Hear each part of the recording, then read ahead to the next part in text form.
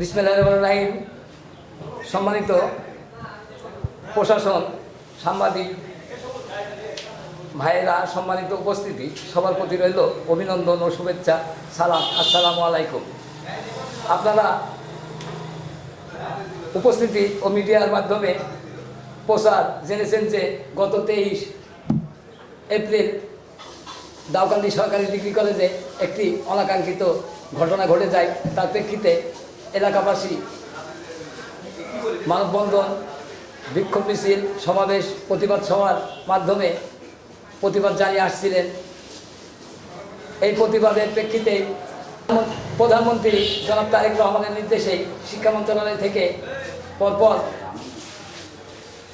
তদন্ত টিম এসে প্রাথমিকভাবে আলেয়া হীরাকে সাময়িক বরখাস্ত করে যায় এবং আজকেও মন্ত্রণালয়ের নির্দেশে তদন্ত টিম এসে তদন্ত করে যায়। আর এই তদন্ত টিমকেই সম্মান এবং তদন্ত টিমের প্রতি বিশ্বাস রেখে আমরা আজকে যেই কর্মসূচি ঘোষণা দিয়েছিল এলাকাবাসী, এই বিক্ষোভ মিছিলটি আজকে তদন্ত সাপেক্ষে, তদন্তর সুবিধার্থে আমরা বিক্ষোভ মিছিলটি স্থগিত করলাম এবং আগামী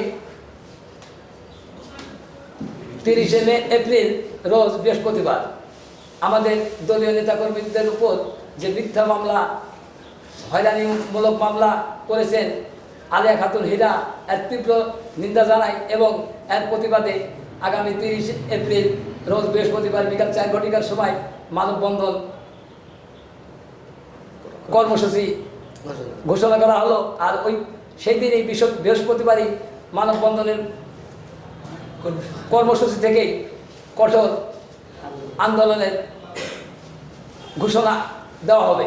কিন্তু যতক্ষণ না এই কলেজের অধ্যক্ষ জনাব আব্দুল রাজ্জাক ও কলেজের কর্মচারী, মহিলা কর্মচারী আলেয়া হীরার স্থায়ীভাবে অবসান না হয় ততক্ষণ পর্যন্ত আমাদের কর্মসূচি অব্যাহত থাকবে। আমরা এলাকাবাসী আপনাদেরকে ধন্যবাদ জানাই।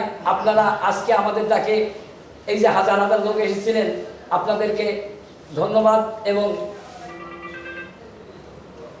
কৃতজ্ঞতা জানাই।